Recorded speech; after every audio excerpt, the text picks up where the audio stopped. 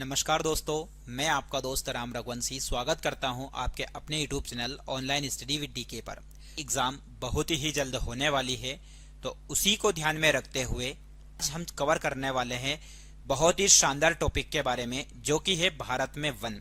प्यारे बच्चों, आज की इस क्लास में हम चर्चा करने वाले हैं भारत में वन और प्राकृतिक वनस्पति के बारे में। तो आज के इस टॉपिक से हमने लिए हैं टोटल 60 प्रश्न। और प्यारे बच्चों, यदि आप लोगों ने हमारी वीडियो क्लास नहीं देखी है तो पिछली वीडियो क्लासेस देखिएगा, जिसमें हमने आप लोगों को कई सारे टॉपिक कवर करवाए हैं। तो चलिए आज की इस क्लास की शुरुआत करते हैं बहुत ही शानदार और ललन टॉप प्रश्नों के साथ। पहला प्रश्न आप लोगों के सामने, भारत का सबसे बड़ा वनस्पति संग्रहालय कहाँ स्थित है? तो प्यारे बच्चों, आप लोगों के सामने एक प्रश्न दे रखा है कि भारत का सबसे बड़ा वनस्पति संग्रहालय कहाँ पर है। तो मैं वनस्पति संग्रहालय की बात करूं तो आप लोगों को ये पता होना चाहिए कि ये कहाँ पर है।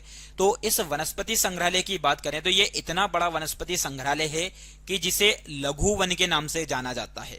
ये जो वनस्पति संग्रहालय है, इसकी विशेषता ये है कि कहा जाता है कि ये लगभग 270 प्लस एकड़ जमीन में फैला हुआ है। इतना बड़ा एक संग्रहालय है, जिसका नाम यदि देखा जाए तो जगदीश चंद्र बोस के नाम पर इसका नाम है। ठीक है, जगदीश चंद्र बोस के नाम पर ये बना हुआ है। जो कि कहां पर बना हुआ है बच्चों, बस यही प्रश्न है हमारा। तो ध्यान रखना, ये बना हुआ है कोलकाता में। अब कोलकाता कहां पर बसा हुआ है? तो कोलकाता बसा हुआ है बच्चों कौन सी नदी के किनारे? ये हुगली नदी के किनारे बसा हुआ शहर है। कौन सा? कोलकाता।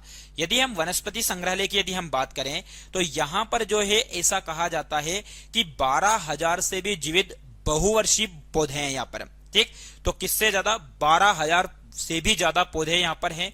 वहीं यहीं पर जाना जाता है कि जो वनस्पति संग्रहालय है, यहाँ पर बहुत सारे प्रकार के घर आपको देखने को मिलेंगे। जैसे ताड़ घर आपको देखने को मिलेगा यहीं पर, इसके अंदर आपको रसीला घर यहीं पर देखने को मिलेगा, वहीं आपको कैक्टस घर देखने को मिलेगा। और ऐसा एक बहुत ही महत्वपूर्ण फैक्ट जो कि आप लोगों को पता होना चाहिए, एक सबसे पुराना बरगद का पेड़ भी यहाँ पर देखने को मिलेगा, जिसके बारे में कहा जाता है, आप लोगों ने यदि सुना हो, कि ये इतना पुराना पेड़ है जिसे कई लोग दुनिया का सबसे बड़ा पेड़ मानते हैं। ठीक, इस उद्यान में जो पेड़ है इसे ग्रेट बरगद का पेड़ कहते हैं। ग्रेट बरगद, ठीक, यानी कि महान बरगद का पेड़ के नाम से जाना जाता है। चलिए अगले प्रश्न की चर्चा करते हैं। उससे पहले मैं आप लोगों को बता दूं कि जो हम प्रश्न लेते हैं उस प्रश्न का पूरा निचोड़ आप लोगों के सामने रखते हैं बच्चों। यदि आपको वीडियो पसंद आता है तो वीडियो को लाइक करना ना भूलें।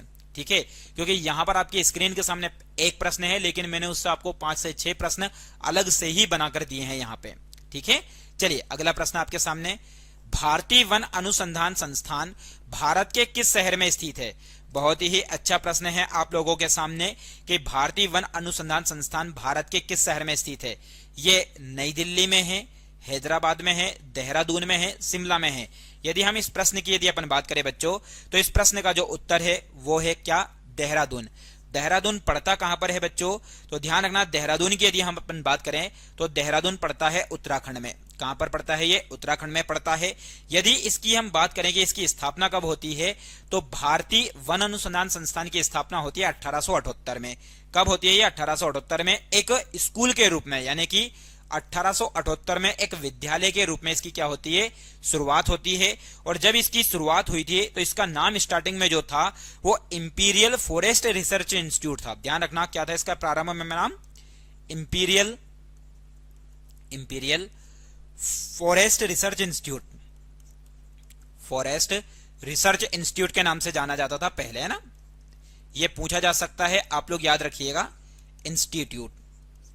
ठीक, ये वेरी वेरी मोस्ट इंपोर्टेंट। बाकी अभी किस नाम से जाना जाता है? तो FRI, ठीक, फॉरेस्ट रिपोर्ट इंस्टीट्यूट के नाम से जाना जाता है। चलिए अगला प्रश्न आप लोगों के सामने है, भारतीय वनस्पतिक सर्वेक्षण बॉटनिकल सर्वे ऑफ इंडिया का मुख्यालय कहां पर है? तो बॉटनिकल सर्वे ऑफ इंडिया की यदि अपन बात करें कि बॉटनिकल सर्वे ऑफ इंडिया कहां पर है, तो ये आपका लखनऊ में है, दार्जिलिंग में है, कोलकाता में है, उटकमंड में है। तो प्यारे बच्चों, भारतीय वनस्पति संरक्षण की यदि अपन बात करें या बॉटनिकल सर्वे ऑफ इंडिया, तो ये भारत के किस शहर में स्थित है? तो ये है कोलकाता में। वहीं यदि अपन बात करें इसके बारे में, तो इसकी स्थापना कब होती है? तो इसकी स्थापना होती है बच्चों 1890 में। कब होती है ये? 1890 में होती है। वहीं यदि देखा जाए इसकी विशेषता के बारे में, तो इसकी विशेषता क्या है? तो पौधों के आर्थिक गुणों की पहचान करना मुख्य रूप से क्या है इसका उद्देश्य? पौधों के आर्थिक गुणों की, पौधों के आर्थिक गुणों की पहचान करना। ठीक, ये किसका उद्देश्य है? तो ये बॉटनिकल सर्वे ऑफ इंडिया का उद्देश्य है। वहीं यदि देखा जाए तो देश के जंगली पौधे के संसाधनों का वर्गीकरण करना। ठीक, तो जंगली पौधे के संसाधनों का वर्गीकरण करना भी किसका उद्देश्य है बच्चों? तो बॉटनिकल सर्वे ऑफ इंडिया का है। चलिए अगला प्रश्न आपके सामने, वन महोत्सव निम्नलिखित में से किससे संबंधित है? तो वन महोत्सव वृक्षों को काटना, वृक्षारोपण, वृक्षों का आनुवांशिक परिवर्तन, खेती में बढ़ोतरी। तो वन महोत्सव का जो उद्देश्य है एक तरीके से देखा जाए तो पर्यावरण को कहीं ना कहीं सुरक्षा पहुंचाना, ठीक, या पर्यावरण को संरक्षण प्रदान करना इसका मुख्य उद्देश्य है। तो इसके लिए कहीं ना कहीं जो ज्यादा से ज्यादा जरूरी है बच्चों वो है वृक्षारोपण। ठीक है, इसलिए इस प्रश्न का उत्तर हो जाएगा वृक्षारोपण। अगला प्रश्न है, चिपको आंदोलन किससे संबंधित है? चिपको आंदोलन आपके सामने ऑप्शन है क्या? वन्य जीव संरक्षण, वन संरक्षण, वैज्ञानिक कृषि, वनों का उन्मूलन करना। तो चिपको आंदोलन की यदि हम बात करें तो चिपको आंदोलन जो संबंधित है बच्चों वो है वन संरक्षण से। किससे संबंधित है ये? वन संरक्षण से। अब यहां पर मैं आप लोगों को बता दूं, वन्य जीव की यदि ये बात आई है तो वन्य जीव को लेकर एक दिवस मनाया जाता है, विश्व वन्य जीव दिवस। तो विश्व वन्य जीव दिवस जो मनाया जाता है बच्चों वो याद रखिएगा 3 मार्च को मनाया जाता है। कब मनाया जाता है ये? 3 मार्च को। और विश्व वन दिवस की यदि हम बात करें कि विश्व वन दिवस कब मनाया जाता है, तो ये भी आप लोगों को पता होना चाहिए कि विश्व वन दिवस जो मनाया जाता है ये मनाया जाता है बच्चों 21 मार्च को। कब मनाया जाता है ये? 21 मार्च को। ठीक है, चलिए अगले प्रश्न की चर्चा करते हैं। भारत में सबसे बड़ा क्षेत्र या सबसे बड़े क्षेत्र में फैले हुए वन कौन से हैं? भारत के सबसे बड़े क्षेत्र में फैले हुए वन कौन से हैं? तो यह है उष्णकटिबंधीय सदाबहार वन, उष्णकटिबंधीय पर्णपाती वन, पर्वतीय वन, मैंग्रोव वन। पर्वतीय वन वो वन होते हैं बच्चों जो एक तरीके से कहां पर पाए जाते हैं? पर्वत पर पाए जाते हैं। दूसरी बात, मैंग्रोव वन क्या होते हैं? तो मैंग्रोव वन वहां पाए जाते हैं जहां की मिट्टी या जहां का क्षेत्र कैसा होता है? लवणीय होता है, या जहां का क्षेत्र लवण युक्त तो होता है वहां पर पाई जाती है मैंग्रोव वनस्पति। ठीक, उष्णकटिबंधीय पर्णपाती जो भारत का मध्यवर्ती क्षेत्र है वहां पर पाई जाती है। और उष्णकटिबंधीय सदाबहार वन वो वन जो सारे क्षेत्र में पाए जाते हैं। तो इस प्रश्न का जो उत्तर हो जाएगा वो उत्तर हो जाएगा बच्चों क्या? उष्णकटिबंधीय पर्णपाती वन। ठीक, तो ज्यादा से ज्यादा क्षेत्र पर फैले हुए हैं वो कौन से हैं? उष्णकटिबंधीय पर्णपाती वन है। ये आप लोगों को क्या करना है? याद रखना है बच्चों। ठीक है, चलिए अगला प्रश्न है आप लोगों के सामने। चलिए अगला प्रश्न है, भारत में अति सघन वनों का सर्वाधिक क्षेत्र किस राज्य में पाया जाता है? बच्चों ये आप लोगों को बताना है। क्या है प्रश्न आप लोगों के सामने? प्रश्न है, भारत में अति सघन वनों का सर्वाधिक क्षेत्र किस राज्य में? मतलब कौन सा ऐसा राज्य है जहां पर वन जो है पास पास बसे हुए हैं? जहां पर वन जो है कैसे बसे हुए हैं? पास पास बसे हुए हैं। ऐसा राज्य कौन सा है? तो अरुणाचल प्रदेश, मध्य प्रदेश, महाराष्ट्र, उड़ीसा। तो इस प्रश्न का जो उत्तर है बच्चों वो है अरुणाचल प्रदेश। तो अति सघन सर्वाधिक क्षेत्र किस राज्य में है? तो यह है अरुणाचल प्रदेश। बाकी सर्वाधिक क्षेत्रफल की यदि अपन बात करें कि सर्वाधिक क्षेत्रफल कहां पर है, तो सर्वाधिक क्षेत्रफल पर पाए जाने वाले वन जो है वो मध्य प्रदेश में है। और यदि प्रतिशत में यदि अपन बात करें कि प्रतिशत में ज्यादा वन कहां पर है, तो प्रतिशत में वन जो है बच्चों वो याद रखिएगा मिजोरम में है। कहां पर है? मिजोरम। बाकी क्षेत्रफल में कहां पर है? तो मध्य प्रदेश में है। और अति सघन वन यानी कि पास पास बसे हुए की स्थिति में बात करें तो वो कौन सा राज्य है? अरुणाचल प्रदेश में है। ये आप लोगों को याद रखना है। चलिए बच्चों अगला प्रश्न है, प्यारे बच्चों ये लेवल फर्स्ट के अंतर्गत आने वाले प्रश्न हैं जिसमें मैंने टॉप 60 प्रश्नों की चर्चा की है। अभी तो 8 ही हुए हैं, हमने टोटल 60 प्रश्न की चर्चा की है। यदि आपने पूरी क्लास को देखा तो 60 से मान के चलिए कि आपके 100 क्वेश्चन कवर होने वाले हैं आज की इस छोटी सी क्लास से। ठीक है, भारत के निम्न उक्त क्षेत्रों में से कौन सा चीड़ के वनों से संबंधित है? तो चीड़ के जो वन है उनसे संबंधित क्षेत्र कौन सा है? रुहेलखंड है, बुंदेलखंड है, झारखंड है, उत्तराखंड है। तो जो चीड़ के वृक्ष हैं यदि देखा जाए बच्चों, कौन से वृक्ष? चीड़। तो ये चीड़ के वृक्ष उस क्षेत्र में पाए जाते हैं जो लगभग थोड़ा ऊंचाई पर बसा हुआ क्षेत्र होता है। कौन से क्षेत्र पर? ऊंचाई पर बसा हुआ क्षेत्र। तो यदि देखा जाए तो ऊंचाई वाला जो क्षेत्र है वो एक ही है जो कि उत्तराखंड है। इसलिए इस प्रश्न का सही उत्तर हो जाएगा बच्चों क्या? उत्तराखंड। ठीक है, चलिए अगला प्रश्न आप लोगों के सामने, भारत के निम्न राज्यों में से किसमें सागौन का वन पाया जाता है? सागौन का वन ज्यादातर मात्रा में कहां पर पाया जाता है? तो मध्य प्रदेश में, उत्तर प्रदेश में, झारखंड में, कर्नाटक में। तो सागौन के जो वृक्ष ज्यादातर पाए जाते हैं बच्चों, वो पाए जाते हैं भारत के एक राज्य मध्य प्रदेश में। ठीक, इस मध्य प्रदेश में यदि देखा जाए तो ज्यादा से ज्यादा वृक्ष भी पाए जाते हैं और ज्यादा से ज्यादा वन भी पाए जाते हैं, इसलिए कहा जाता है वनों का राज्य। एग्जाम में कभी कभी आ जाए आपके सामने ये कि वनों का राज्य किस राज्य को कहते हैं, तो वनों का राज्य कहते हैं मध्य प्रदेश को, क्योंकि क्षेत्रफल में सबसे ज्यादा वन यदि कहीं पर है तो वो कहां पर है? मध्य प्रदेश में ही है। ठीक है, वहीं यदि अपन बात करें तो मध्य प्रदेश में एक और चीज आप लोगों को मैं बता दूं कि मध्य प्रदेश को टाइगर स्टेट भी कहते हैं। क्या बोलते हैं बच्चों? इस राज्य को टाइगर स्टेट भी कहते हैं। वहीं इस राज्य को यदि देखा जाए तो इस राज्य को सोया स्टेट भी कहते हैं। कौन सा स्टेट कहते हैं बच्चों? सोया स्टेट भी, क्योंकि यहाँ पर टाइगर की संख्या ज्यादा है इसलिए टाइगर स्टेट, यहाँ पर सोयाबीन का उत्पादन ज्यादा होता है इसलिए सोया स्टेट कहते हैं। ठीक है, चलिए अगला प्रश्न आपके सामने। भारत में चंदन की लकड़ी के लिए प्रसिद्ध राज्य, ये चंदन की लकड़ी के लिए प्रसिद्ध राज्य जो है वो कौन सा है? असम है, केरल है, कर्नाटक है, पश्चिम बंगाल है। ये वही चंदन है जो पुष्पा में आप लोगों ने देखा था बच्चों। ठीक है, तो पुष्पा मूवी के अंतर्गत जो चंदन आप लोगों ने देखा था या उसी चंदन की बात हो रही है। तो चंदन के लिए फेमस राज्य कौन सा है? तो आपके सामने 4 ऑप्शन दे रखे हैं। इन 4 ऑप्शन में से इसका सही उत्तर है बच्चों कर्नाटक राज्य। कौन सा राज्य है? कर्नाटक। कर्नाटक जो है फेमस, आप लोगों को पता होना चाहिए, ये सोने के लिए भी प्रसिद्ध है। सोना यानी कि गोल्ड। अब गोल्ड के लिए यहाँ की जो प्रसिद्ध खजान है वो आप लोगों को बता दूं मैं, हट्टी एवं कोलार की खान। किसकी बेटा?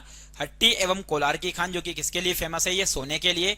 और इसके लिए एक मूवी जो कि आप लोगों को पता है, सोने के लिए जो मूवी बनी है वो है KGF, और कहीं ना कहीं चंदन के लिए जो मूवी बनी है वो कौन सी बनी है? पुष्पा बनी है। ये आप लोगों को याद रखना है। चलिए अगला प्रश्न है, भारत में उष्णकटिबंधीय सदाबहार वन कहां पर पाए जाते हैं? उष्णकटिबंधीय सदाबहार वन जो है वो कहां पर पाए जाते हैं? केरल में, आंध्र प्रदेश में, मध्य प्रदेश में, उड़ीसा में। तो इस प्रश्न का सही उत्तर जो होगा बच्चों वो होगा केरल। यानी कि भारत में उष्णकटिबंधीय सदाबहार वन कहां पर पाए जाते हैं? केरल में। भारत के केरल राज्य की यदि अपन बात करें तो भारत का जो ये वाला घाट है, इस घाट को बोलते हैं पश्चिमी घाट। तो पश्चिमी घाट पर सबसे नीचे की तरफ बसा हुआ जो राज्य है ये वाला, ये राज्य है केरल। कहा जाता है कि जब सबसे पहले मानसून आता है तो मानसून सबसे पहले जिस राज्य में प्रवेश करता है वो राज्य कौन सा है? केरल है बच्चों। ठीक है, चलिए अगला प्रश्न है, निम्नलिखित में से भारत का कौन सा क्षेत्र उष्णकटिबंधीय सदाबहार वन से ढका हुआ है? मतलब ऐसा कौन सा क्षेत्र है जो उष्णकटिबंधीय सदाबहार वन से ढका हुआ है? तो गुजरात का अर्धशुष्क क्षेत्र, पूर्वी घाट, पश्चिमी घाट, मध्य प्रदेश। तो उष्णकटिबंधीय सदाबहार वनों से ढका हुआ जो क्षेत्र है बच्चों वो है पश्चिमी घाट। कौन सा घाट है? पश्चिमी घाट। अब ये पश्चिमी घाट कहां पर है? तो आप लोगों को मैप में जरा मैं बता दूं तो जैसे भारत का ये दक्षिण वाला हिस्सा है, इस घाट को बोलते हैं बच्चों पूर्वी घाट। ठीक, और इसी के जस्ट साइड में यदि देखोगे तो इस घाट को बोलते हैं पश्चिमी घाट। इस पश्चिमी घाट की यदि हम बात करें बच्चों तो ये ऐसा घाट है जो एक समानांतर है। कैसा है ये? एक समानांतर। मतलब कि यदि देखा जाए तो ये कटा फटा नहीं है, बल्कि कटा फटा जो घाट है, कटा हुआ, तो वो घाट कौन सा है? पूर्वी घाट है। तो इस घाट में यदि देखोगे तो कौन सा क्षेत्र पाया जाता है या कौन से वन? तो उष्णकटिबंधीय सदाबहार वन पाए जाते हैं। वहीं सबसे ज्यादा जैव विविधता भी यहाँ पर पाई जाती है। जैव विविधता, क्योंकि जब वन है तो सीधी सी बात है यहाँ पर क्या होगी? जैव विविधता। भारत में 3 हॉटस्पॉट है। भारत में यदि देखा जाए तो कितने हॉटस्पॉट है बच्चों? 3 हॉटस्पॉट है। उन 3 हॉटस्पॉट में से एक हॉटस्पॉट कौन सा है? पश्चिमी घाट है। ठीक है, चलिए अगला प्रश्न आप लोगों के सामने 13वें नंबर का प्रश्न है, निम्न में से किन पहाड़ियों पर उष्णकटिबंधीय सदाबहार वन पाए जाते हैं? मतलब कौन सी ऐसी पहाड़ी है जिस पर उष्णकटिबंधीय सदाबहार वन पाए जाते हैं? तो नीलगिरी पहाड़ी पर, अरावली पहाड़ी पर, राजमहल पहाड़ी पर, शिवालिक पहाड़ी पर। प्यारे बच्चों, मैं आप लोगों को छोटे से मैप में बता दूं कि कौन सी पहाड़ी कहां पर स्थित है, ताकि एग्जाम में कभी आए तो आप इस प्रश्न को गलत ना करो। तो थोड़ा सा मैप जैसा बन रहा है ऐसा समझने की कोशिश करिएगा। जैसे नीलगिरी, तो भारत का जो दक्षिणतम क्षेत्र है बच्चों यहाँ पर, तो जैसे केरल, कर्नाटक, तमिलनाडु की सीमा वाले क्षेत्र पर है, यहाँ पर कौन सी पहाड़ी? नीलगिरी पहाड़ी। आप याद रखिएगा। भारत में शिवालिक यानी कि हिमालय वाले क्षेत्र में यदि आप देखोगे तो यहां पर जो पहाड़ी मिलेगी ये मिलेगी शिवालिक। राजस्थान वाले क्षेत्र में यानी कि यहां पर जो पहाड़ी मिलेगी बच्चों वो याद रखिएगा, वो मिलेगी अरावली। ठीक है, और वहीं यदि देखा जाए एक और है राजमहल, तो कहीं ना कहीं आप लोगों ने यदि सुना हो राजमहल गारोगे या राजमहल गारोगे, तो कहीं ना कहीं एक इधर की तरफ जो छोटा नागपुर का पठार है, यहीं पर आपको मिलने की भी है एक पहाड़ी जिसका नाम है राजमहल की पहाड़ी। बच्चों ये है राजमहल की पहाड़ी, ठीक है। और एक है राजपीपला की पहाड़ी। तो यहां पर आप देखोगे सतपुड़ा का सबसे पश्चिमी हिस्सा जिसे राजपीपला की पहाड़ी कहते हैं, तो ये अलग अलग है। तो इस प्रश्न का जो उत्तर है बच्चों वो है नीलगिरी की पहाड़ी। कौन सी पहाड़ी? नीलगिरी। और इसी नीलगिरी पहाड़ी की सबसे ऊंची चोटी जो है वो है बेटा डोडो बेट्टा। कौन सी है? डोडो बेट्टा। ये आप लोगों को ध्यान रखना है, सबसे ऊंची चोटी नीलगिरी पहाड़ी की। चलिए अगला प्रश्न है, गंगा ब्रह्मपुत्र डेल्टा क्षेत्र का वन निम्नलिखित में से किस नाम से जाना जाता है? मतलब जो गंगा और ब्रह्मपुत्र नदी है, जब ये दोनों नदी मिलती है तो इन दोनों को संयुक्त रूप से बोला जाता है पद्मा। और यहां पर पद्मा के बाद ये दुनिया का सबसे बड़ा डेल्टा बनाती है जो कि है बच्चों सुंदरवन डेल्टा। कौन सा डेल्टा है? सुंदरवन डेल्टा है, ये आप लोगों को पता होना चाहिए। तो इस सुंदरवन डेल्टा में जो वनस्पति पाई जाती है, इस वनस्पति को जिस नाम से जाना जाता है बच्चों वो है मानसून वन, वर्षा वन, पतझड़ वन या सुंदरवन। तो यहां पर पाए जाने वाले वनों को बोलते हैं सुंदरवन। और ये सुंदरवन यदि देखा जाए तो ये किस प्रकार के वन है ये? तो बच्चे ध्यान रखना, ये है मैंग्रोव वन। कौन से वन है ये? मैंग्रोव वन है, ये आप लोगों को ध्यान रखना है। इनकी छाल जो होती है मैंग्रोव वन की, इनकी छाल जो होती है, ये खाल की यदि हम बात करते हैं, इनकी छाल होती है नमकीन बच्चों। कैसी होती है ये? नमकीन। चलिए अगला प्रश्न आप लोगों के सामने, गंगा ब्रह्मपुत्र के डेल्टा क्षेत्र में किस वृक्ष की अधिकता के कारण इसे सुंदरवन कहा जाता है? बहुत ही अच्छा और शानदार प्रश्न है। ऑप्शन है आपके सामने चंदन, अगला है शीशम, अगला है सुंदरी, इनमें से सभी। तो कौन से वनों के कारण या कौन से वृक्ष के कारण सुंदरवन कहा जाता है? तो यहां पर जो पाए जाने वाले वृक्ष हैं वो है सुंदरी वृक्ष। कौन से वृक्ष हैं बच्चों? सुंदरी वृक्ष है, जिसके कारण कहीं ना कहीं इस क्षेत्र को क्या बोला जाता है? सुंदरवन कहा जाता है। ठीक है। चलिए अगला प्रश्न है, सुंदरी वृक्ष निम्नलिखित में से किसकी एक विशेष प्रकार की वनस्पति है? मतलब जो सुंदरी वृक्ष है ये किस प्रकार की वनस्पति है? तो ज्वारी वन है, कंटक वन है, पर्वत वनस्पति है, टेगा वनस्पति है। तो प्यारे बच्चों जो सुंदरी वृक्ष है, यदि हम इनकी चर्चा करें तो ये किस प्रकार के वन है? ज्वारी वन। ज्वारी वन को ही अभी मैंने आप लोगों को बताया कि ज्वारी जो वन होते हैं इन्हीं वनों को बोला जाता है मैंग्रोव वन। कौन सा वन कहा जाता है बच्चों? मैंग्रोव वन कहा जाता है, यह आप लोगों को याद रखना है। ठीक है। चलिए अगला प्रश्न है आपके सामने, विश्व में सबसे बड़ा गरान वन निम्न में से कौन सा है? गरान वन, अब आप लोगों के सामने ये गरान वन शब्द जैसे ही आया तो आप बहुत ज्यादा कंफ्यूज हो गए। तो प्यारे बच्चों आप लोगों को कंफ्यूज नहीं होना है, क्योंकि गरान वन को भी एक तरीके से बोला जाता है मैंग्रोव वन। मैंने कहा है आप लोगों से कि मैं इस टॉपिक के अंतर्गत उन सभी प्रश्नों को लेकर आने वाला हूं जो वन से जुड़े हुए हैं। आपने यदि इस क्लास को देख लिया बच्चों तो दूसरी क्लास आपको देखने की जरूरत ही नहीं है, क्योंकि वन का टॉपिक पूर्ण तरीके से आप लोगों का क्लियर होने वाला है। प्यारे बच्चों लेवल फर्स्ट के अंतर्गत हम बहुत ही शानदार शानदार टॉपिक को कवर कर रहे हैं। यदि आप लोगों ने अभी क्लासेस को नहीं देखा है तो एक बार क्लासेस को जरूर देखिएगा।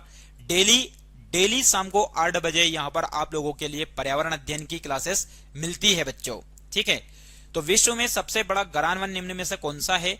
तो ऑप्शन है आपके सामने अफ्रीका वन है, अल्पाइन वन है, सुंदर वन है, ऑस्ट्रेलियाई वन है।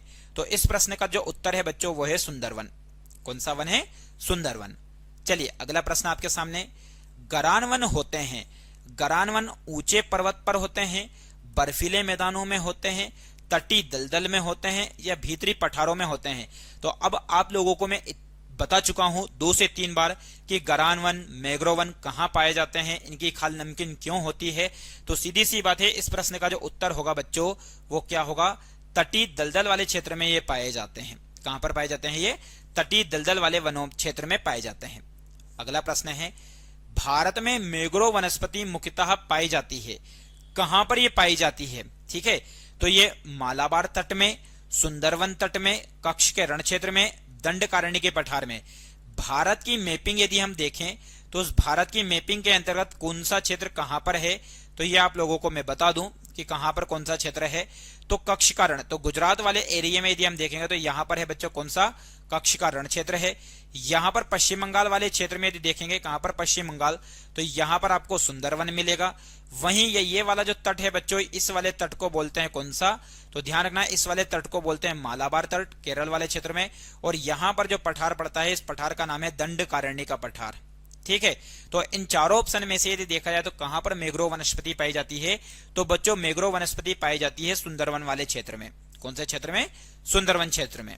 चलिए अगला प्रश्न है, सुंदरवन के जंगल को क्या कहा जाता है।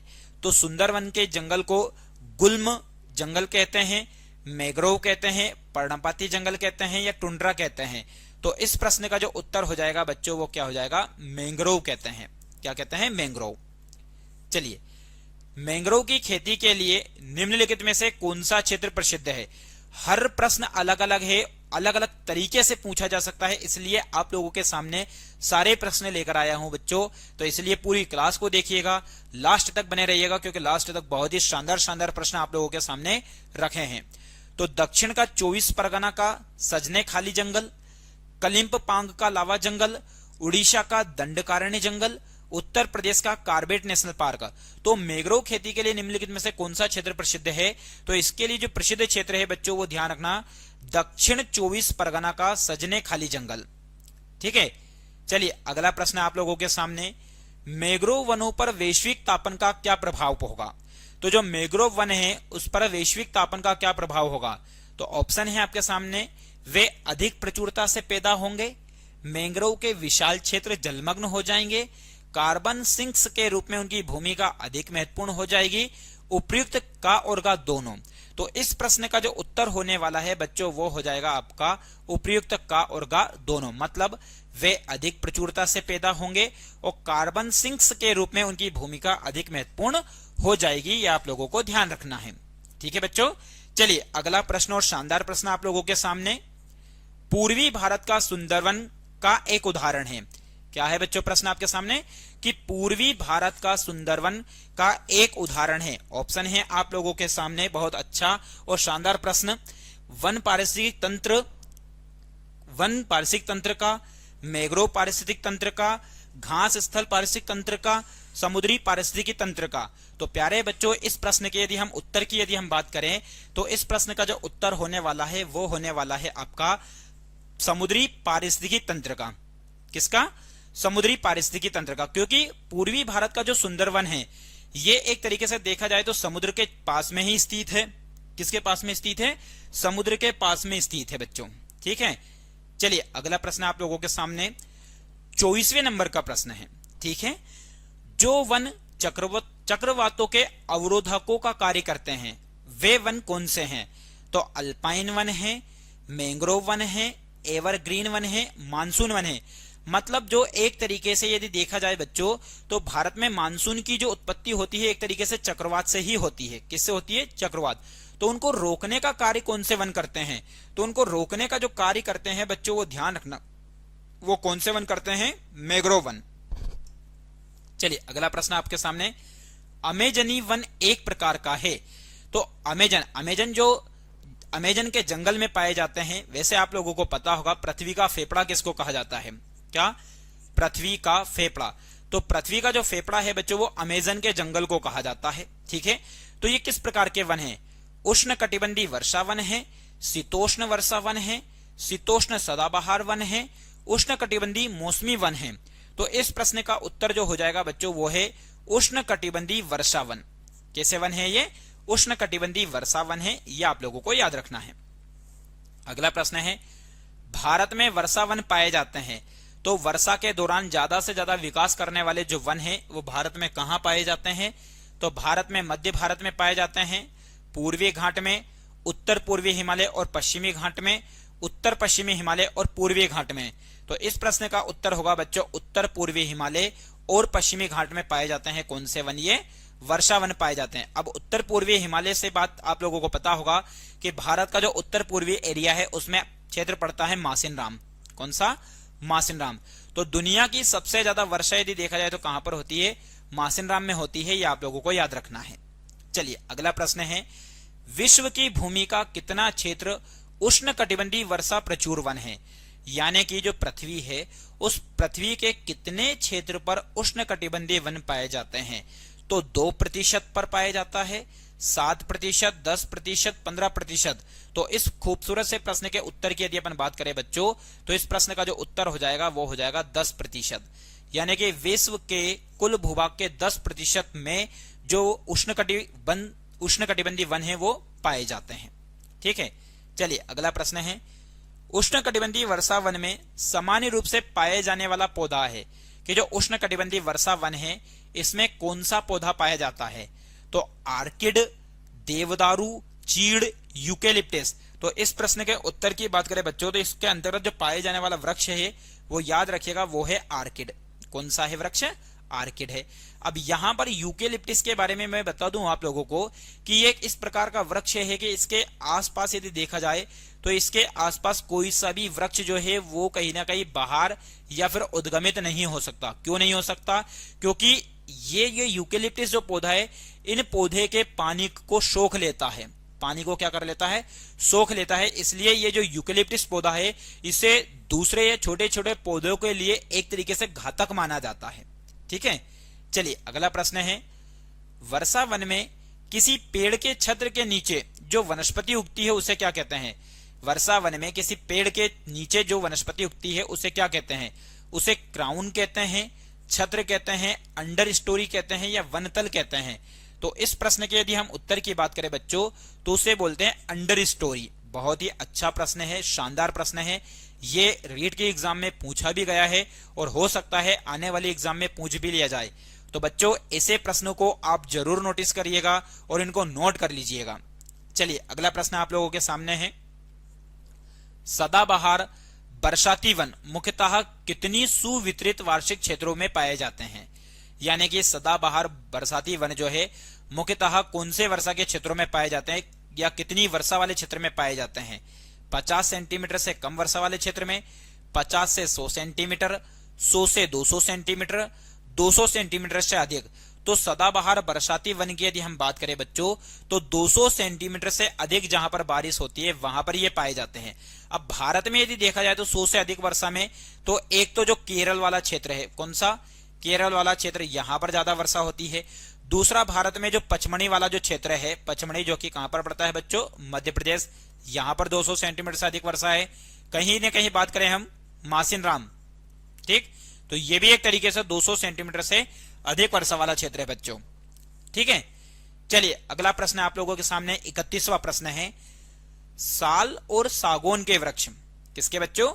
साल और सागौन के वृक्ष निम्नलिखित में से किस प्राकृतिक वनस्पति पट्टी में पाए जाते हैं? जो वनस्पति है उस वनस्पति में जो है कौन सी पट्टी ऐसी है जिसमें साल और सागौन के वृक्ष मिलते हैं?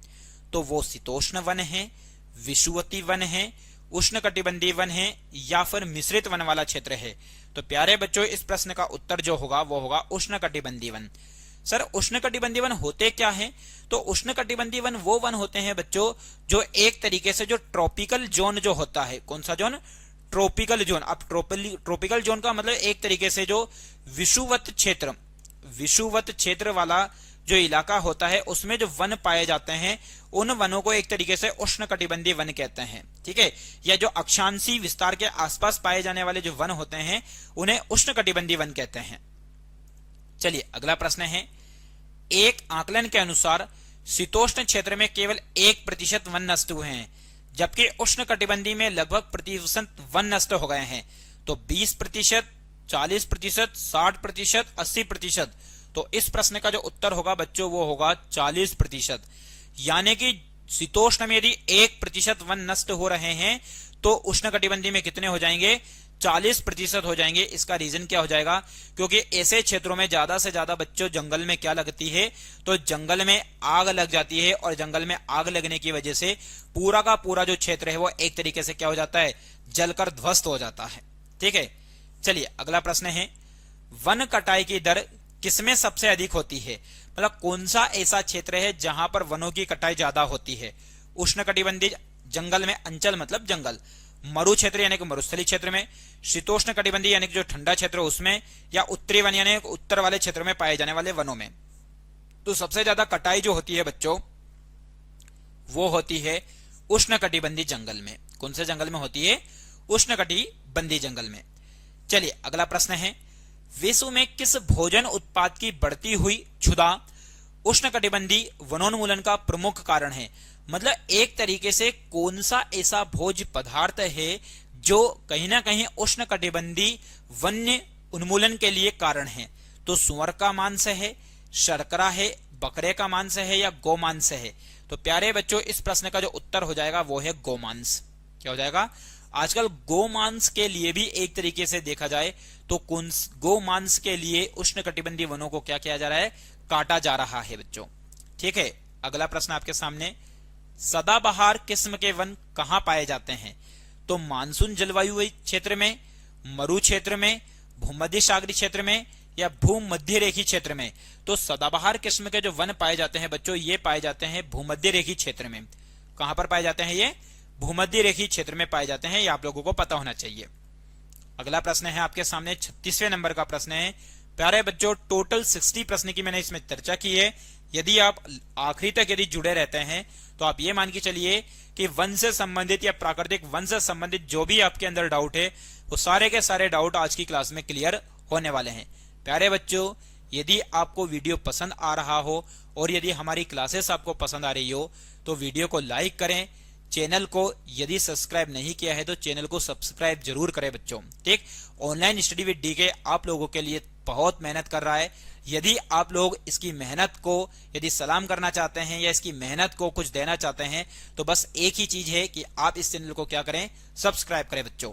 ठीक है, प्रश्न है आपके सामने कि भारत के निम्नलिखित क्षेत्रों में से किस एक में मैंग्रोव वन, सदापर्णी वन और पर्णपाती वनों का संयोजन है? मतलब कौन सा क्षेत्र है जहां पर ये तीनों प्रकार के वन पाए जाते हैं? कौन कौन से? मैंग्रोव वन, सदापर्णी वन और कहीं ना कहीं पर्णपाती वन पाए जाते हैं। तो उत्तर तटीय आंध्र प्रदेश, दक्षिण पश्चिम बंगाल, अंडमान और निकोबार द्वीप समूह या दक्षिणी सौराष्ट्र? तो प्यारे बच्चों इस प्रश्न का जो उत्तर हो जाएगा वो हो जाएगा अंडमान और निकोबार द्वीप समूह। तो भारत का जो एक तरीके से देखा जाए तो बंगाल की खाड़ी में जो द्वीप समूह है, इस द्वीप समूह को जिस नाम से जाना जाता है बच्चों वो है अंडमान और निकोबार द्वीप समूह, जिसकी राजधानी की यदि अपन बात करें तो जिसकी राजधानी है पोर्ट ब्लेयर। क्या है बच्चों? Port Blair. और अंडमान निकोबार द्वीप समूह में एक तरीके से जो वन पाए जाते हैं उसमें कौन कौन से प्रकार के वन है? मैंग्रोव वन है, सदापर्णी वन है और पर्णपाती वन है। तो एक तरीके से वनों का घर वाला क्षेत्र है ये। अगला प्रश्न है, भारत में निम्नलिखित में से किस क्षेत्र में विविध अंतः समुद्री पेड़ पौधों तथा प्राणी जात का संरक्षण करने का जैव रिजर्व यानी कि बायो रिजर्व है? यानी कि कौन सा ऐसा क्षेत्र है जहां पर बायो रिजर्व है?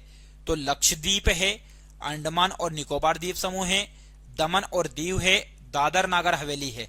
तो इस खूबसूरत से प्रश्न का जो उत्तर होगा बच्चों वो होगा अंडमान और निकोबार द्वीप समूह होगा। ठीक, वहीं अंडमान निकोबार द्वीप समूह की यदि हम बात करें तो यहां पर आप लोगों को पता होना चाहिए अंडमान निकोबार द्वीप समूह, यहां पर ही एक द्वीप समूह है जिसका नाम आप लोगों को पता होना चाहिए जो कि पंबन जो कि कहां पर है?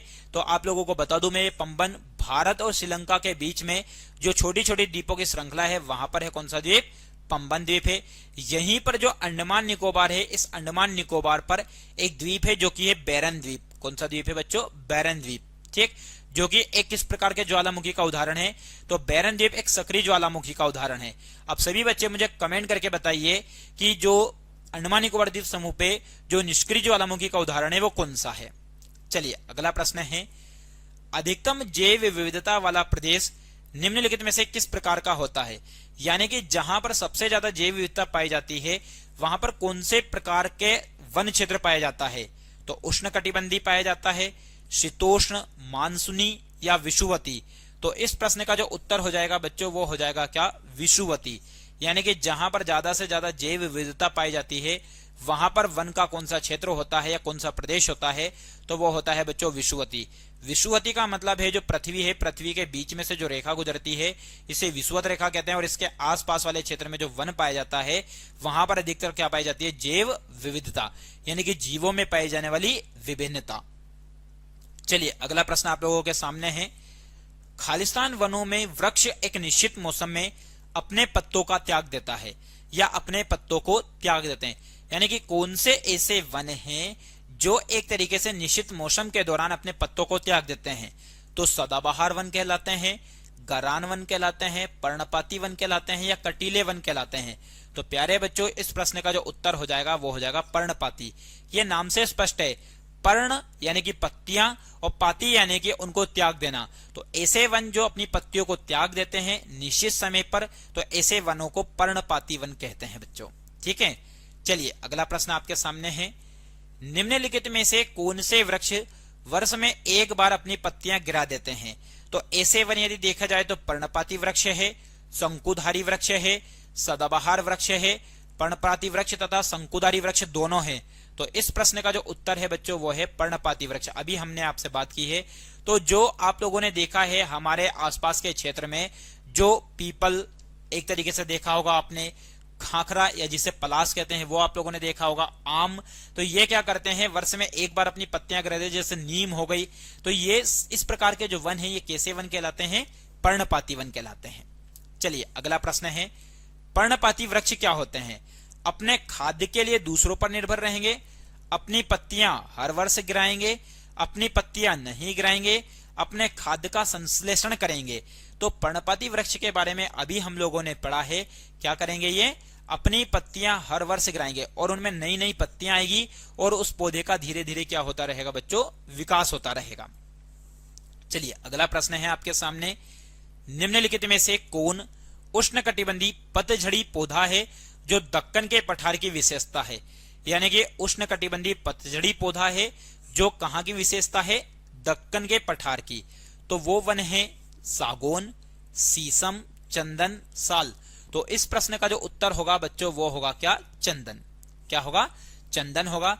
अभी थोड़ी देर पहले हमने बात की थी कि चंदन भारत के कौन से राज्य में फेमस है, तो ध्यान रखना वो है चंदन की लकड़ी कर्नाटक राज्य। ठीक है, चलिए अगला प्रश्न आप लोगों के सामने है, घटती उत्पादनशीलता के क्रम में पारिस्थितिकी तंत्र में निम्नलिखित में से कौन सा क्रम सही है? यानी कि घटती उत्पादनशीलता मतलब ऐसा जो है कहीं ना कहीं जिनकी उत्पादन क्षमता धीरे धीरे कम हो रही है पारिस्थितिकी तंत्र में, तो वो क्रम कौन सा है? तो मैंग्रोव, सागर, घास मैदान, झील, सागर, झील, घास मैदान, मैंग्रोव, सागर, मैंग्रोव, झील या घास का मैदान, मैंग्रोव, घास का मैदान, झील या सागर। तो इस प्रश्न की यदि हम बात करें तो इस प्रश्न का जो उत्तर होगा बच्चों वो है क्या? सी, यानी कि सागर, मैंग्रोव, झील और घास के मैदान, इनकी संख्या पारिस्थितिक तंत्र में धीरे धीरे क्या हो रही है बच्चों? कम हो रही है। ठीक है, चलिए अगला प्रश्न आप लोगों के सामने है, निम्नलिखित में से किसे वैश्विक विरासत का वन माना जाता है? मतलब एक तरीके से कितना प्यारा प्रश्न दे रखा है आपके सामने कि वैश्विक विरासत का वन किसको माना जाता है? उड़ीसा में नंदनकानन, असम में काजीरंगा, पश्चिम बंगाल में सुंदरवन, पश्चिम बंगाल में भारतीय वनस्पति उद्यान शिवपुर। तो वैश्विक विरासत के रूप में जिसको माना जाता है बच्चों, तो वो माना जाता है किसको? पश्चिम बंगाल में सुंदर वन को माना जाता है। बल्कि पश्चिम बंगाल में भारतीय वनस्पति उद्यान जो कि कहां पर है? शिवपुर। और शिवपुर कहां पर पड़ता है? ये कोलकाता में। जो किसके नाम पर है? हमने स्टार्टिंग में बात की थी, जगदीश चंद्र बसु के नाम पर है ये। चलिए अगला प्रश्न है आपके सामने, वृक्षाच्छादित क्षेत्र सर्वाधिक है, मतलब कौन से क्षेत्र में सबसे ज्यादा वन है? तो पूर्वी दक्कन में, उत्तरी मैदानी क्षेत्र में, पश्चिमी तटी में, पूर्वी तट में। तो इस प्रश्न का जो उत्तर हो जाएगा बच्चों वो हो जाएगा पूर्वी दक्कन में। कहां पर हो जाएगा? पूर्वी दक्कन में ज्यादा से ज्यादा क्षेत्र पर क्या है बच्चों? वन है। चलिए अगला प्रश्न है 46वें नंबर का प्रश्न। टोटल 60 प्रश्न है बच्चों। यदि यहां तक आप लोग आए हैं तो आगे भी आप लोगों को चलना है और पूरी क्लास को देखना है बच्चों। ठीक है, तभी आप लोगों के अंदर एक 60 ही नहीं बल्कि 100 प्रश्नों का संग्रह आप लोगों के पास होगा। क्षेत्रफल की दृष्टि से निम्नलिखित भारतीय राज्यों में सबसे अधिक वन आच्छादन किस राज्य का है? मतलब क्षेत्रफल में, किस में बात हो रही है? क्षेत्रफल में सबसे ज्यादा जो वन है वो किस राज्य में है? अरुणाचल प्रदेश, छत्तीसगढ़, मध्य प्रदेश, उड़ीसा। तो इस प्रश्न का जो उत्तर हो जाएगा बच्चों वो क्या हो जाएगा? मध्य प्रदेश। क्या हो जाएगा? मध्य प्रदेश हो जाएगा, जो कि आप लोगों को पता होना चाहिए क्योंकि मैं आप लोगों को बता चुका हूं इससे पहले भी। ठीक है, चलिए अगला प्रश्न आप लोगों के सामने, वन आच्छादन के कम होने का कारण, यानी कि जो पृथ्वी है इस पृथ्वी पर जो वन कम हो रहे हैं वो किसके कारण? तो कृषि के कारण, निर्माण उद्योग के कारण, बढ़ती हुई आबादी के कारण, पर्यटन और तीर्थ यात्रा के कारण। तो इस प्रश्न का जो उत्तर हो जाएगा बच्चों वो हो जाएगा बढ़ती हुई आबादी। यानी कि आज वर्तमान में आप देख रहे हो जनसंख्या की वृद्धि हो रही है, जिससे कहीं ना कहीं वन क्षेत्र जो क्या हो रहा है, कम हो रहा है बच्चों। ठीक है, चलिए अगला प्रश्न है 48वें नंबर का प्रश्न। वन कटाई से मृदा का तेजी से संक्षारण होता है। बिल्कुल सही बात है कि वनों के कटने से मृदा का तेजी से क्या होता है, संक्षारण होता है। उप भूपृष्ठीय जल के प्रवाह पर किसी प्रतिकूल प्रभाव पड़ता है। ये दोनों कारक सबसे बुरी तरह किसे प्रभावित करते हैं? ये दोनों कारक किसको सबसे ज्यादा प्रभावित करते हैं? मानव संसाधन को, पारिस्थितिकी प्रणाली को, जलवायु को, स्थानीय वनस्पति को। तो प्यारे बच्चों ये सबसे ज्यादा जिस चीज को प्रभावित करते हैं ये करते हैं पारिस्थितिकी प्रणाली को। किसको प्रभावित करते हैं? पारिस्थितिकी प्रणाली को। चलिए अगला प्रश्न है, आपके सामने जोड़ी दे रखी है और आपको सुमेलित करना है कि कौन सी जोड़ी किसके साथ आएगी। तो उष्णकटिबंधीय आर्द्र पर्णपाती वन, इसका संबंध किससे है? तो इसका संबंध आप लोगों को बताना है बच्चों। तो मैं आप लोगों को सीधा बता दूं यहाँ पे। तो उष्णकटिबंधीय आर्द्र पर्णपाती वनों का जो संबंध है वो है अरुणाचल प्रदेश से। कहां से बच्चों? अरुणाचल प्रदेश से, यानी कि पहले का आ है। वहीं यदि देखा जाए तो उष्णकटिबंधीय आर्द्र पर्णपाती, ठीक, तो ये कहां पर है? तो ध्यान रखना है ये आप लोगों के कहां पर पाई जाती है? तो ये पाई जाती है तराई वाले क्षेत्र में। ये दोनों लगभग सेम ही हैं। ठीक, तीसरा है अल्पाइन। तो अल्पाइन कहां पर पाई जाती है? तो बच्चों मध्य गंगा के मैदान में पाई जाती है। और उष्णकटिबंधीय सदाबहार कहां पर पाई जाती है? तो ये सह्याद्री, सह्याद्री जिसे कि पश्चिमी घाट कहा जाता है। क्या कहा जाता है बच्चों? पश्चिमी घाट कहा जाता है, जो कि आप लोगों को याद रखना है। ठीक है, तो इस प्रश्न का उत्तर यानी कि पहले का आ, तो पहले का आ केवल एक ही जगह दे रखा है जो कि इसमें है, तो ये वाला उत्तर सही हो जाएगा। बाकी ये दोनों एक जैसे हैं तो आप इसको ऊपर भी लगा सकते हैं, नीचे भी लगा सकते हैं। ठीक है, चलिए अगला प्रश्न है, आपको 50वें प्रश्न में भी आपको मिलान करना है और मिलान करने पर बताना है कि इसका सही उत्तर क्या है। तो मैं आप लोगों को यहां पर जोड़ी में बता देता हूं कि शीशम, शीशम जो वन है ये किस प्रकार का वन है बच्चों? तो ये एक तरीके से पतझड़ी वन है। झाड़ियां, झाड़ियां एक तरीके से देखा जाए बच्चों तो ये शुष्क वन है। ठीक, वहीं यदि भुर्ज, भुर्ज की यदि अपन बात करें तो किस प्रकार के वन है? ये अल्पाइन वन। और सुंदरी वृक्ष जो है वो किस प्रकार के वन है? तो मैंग्रोव वन या फिर गरान वन। तो इस प्रकार से यदि पहले का देखा जाए तो तीसरा, तो पहले का तीसरा यानी कि आबासा, तो ये आप लोगों को मिलेगा केवल एक ही जगह यानी कि डी वाले में। ठीक है बच्चों, तो इसलिए इस प्रश्न का उत्तर हो जाएगा डी। चलिए अगला प्रश्न है आपके सामने, बहुत ही अच्छे और शानदार प्रश्न है बच्चों, जो कि आपको एक ही प्रश्न से 4-4 प्रश्न आपको सोल्व होने को मिल रहे हैं। ठीक है, तो निम्नलिखित को सुमेलित कीजिए। सागौन वन, देवदार वन, सुंदरी और सिनकोना, मतलब कौन सा वन कहां पर पाया जाता है?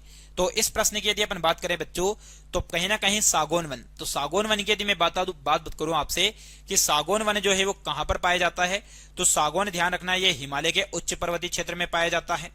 ठीक है, वहीं यदि देखा जाए तो देवदार वन, तो देवदार वन कहां पर पाया जाता है? तो देवदार वन ध्यान रखना है हिमालय के तराई क्षेत्र में पाया जाता है। ठीक, वहीं यदि सुंदरी वृक्ष की यदि अपन बात करें तो ये कहां पर पाया जाता है? सुंदरवन वाले क्षेत्र में पाया जाता है। और सिनकोना वन कहां पर पाया जाता है? तो ध्यान रखना ये मध्य भारत में पाया जाता है।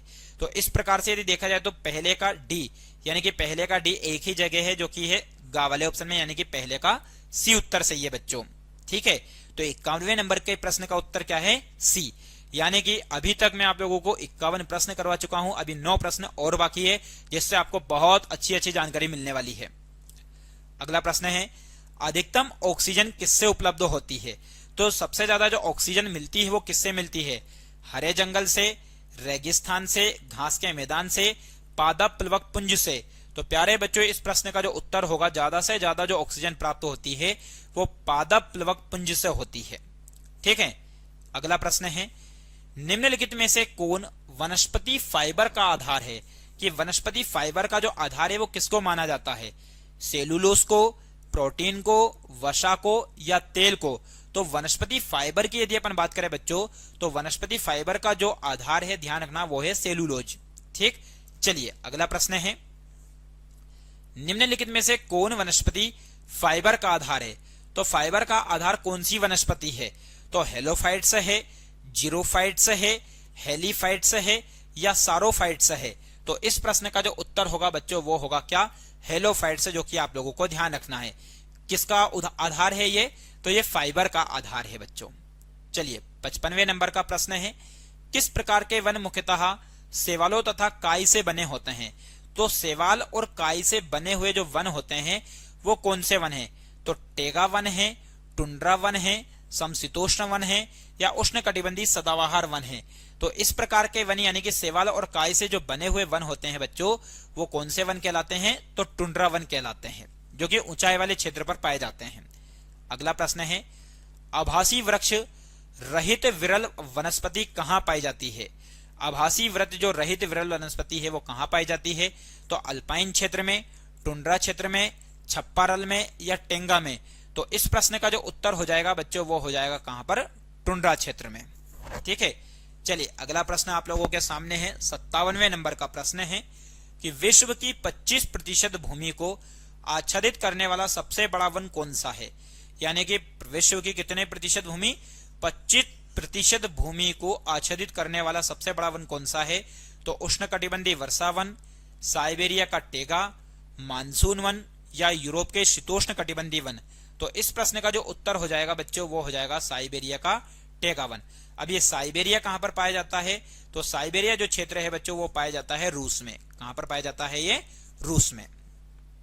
चलिए अगला प्रश्न है आप लोगों के सामने 58वें नंबर का प्रश्न है, दक्षिण अमेरिका की अमेजन द्रोण बेसिन के भूमध्य रेखीय वनों को क्या कहा जाता है? तो जो अमेजन है वो अमेजन द्रोण यानी कि अमेजन नदी का जो क्षेत्र है ये किस क्षेत्र में है? तो दक्षिण अमेरिका में है। अब दक्षिण अमेरिका में ही एक तरीके से अमेजन के जंगल है बच्चों। तो वहां पर जो भूमध्य रेखीय वन है उनको क्या कहा जाता है? सेल्वा कहा जाता है, टेगा कहा जाता है, टुंड्रा कहा जाता है या पंपास कहा जाता है? तो प्यारे बच्चों इस प्रश्न का जो उत्तर है वो है सेल्वा। क्या कहा जाता है उनको? सेल्वा। बाकी एक तरीके से जो अर्जेंटीना में जो घास के मैदान पाए जाते हैं, कहां पर बच्चों? अर्जेंटीना। तो अर्जेंटीना में जो घास के मैदान पाए जाते हैं उनको बोला जाता है पंपास बोला जाता है। चलिए अगला प्रश्न है आपके सामने, टेगा वन में कौन से वृक्ष होते हैं? जो टेगा वन होते हैं उनमें कौन से वृक्ष पाए जाते हैं? तो जड़ी बूटी वाले साकी वन वृक्ष, मृदु काष्ठ वृक्ष, मिले जुले वृक्ष या अल्पाइन वृक्ष। तो इस खूबसूरत से प्रश्न का जो उत्तर होने वाला है बच्चों वो मिले जुले वृक्ष, यानी कि जो टेगा वन है इसमें सभी प्रकार के मिले जुले वृक्ष पाए जाते हैं। ठीक है, अगला प्रश्न है 60वें नंबर का प्रश्न है कि सेल्वा होते हैं, सेल्वा क्या होते हैं? तो कनाडा के विस्तृत वन है, ब्राजील के विषुवती वर्षा वाले वन है, साइबेरिया के शंकु वृक्षी वन है या सदाबहार मानसूनी वन है। तो यदि देखा जाए तो सेल्वा जो बच्चों है वो क्या है? ब्राजील के विषुवती वर्षा वाले वन है। ठीक, चलिए अगला प्रश्न है, यानी कि आज की क्लास का अंतिम प्रश्न जो कि 61वें नंबर का प्रश्न है बच्चों। तो आप लोगों के सामने यहाँ पर टोटल 61 प्रश्न कवर किए हुए हैं। तो इस प्रश्न को देख लेते हैं, विश्व वन्यजीव निधि का शिलान्यास किस वर्ष किया गया? तो विश्व वन्यजीव निधि का शिलान्यास 1969, 1992, 1961, 1965। तो इस प्रश्न का जो उत्तर होगा बच्चों वो होगा 1961 होगा। बाकी मैंने आप लोगों को स्टार्टिंग में ही बताया कि विश्व वन्यजीव दिवस की यदि अपन बात करें कि विश्व वन्यजीव जो दिवस है बच्चों ये कब मनाया जाता है? तो विश्व वन्यजीव दिवस मनाया जाता है कितनी तारीख को? 3 मार्च को मनाया जाता है। ये आप लोगों को याद रखना है। ठीक, तो प्यारे बच्चों आज की इस क्लास में हमने टॉप 61 प्रश्न की चर्चा की है जो भारत में वन एवं प्राकृतिक वनस्पति से जुड़ा हुआ टॉपिक था। ठीक, उम्मीद करता हूं आप लोगों को वीडियो पसंद आया होगा। यदि वीडियो पसंद आया है तो वीडियो को लाइक करें, शेयर करें और चैनल को यदि सब्सक्राइब नहीं किया है तो चैनल को जरूर सब्सक्राइब करें। सभी लोगों का जुड़ने के लिए बहुत बहुत धन्यवाद। जय हिंद, जय भारत।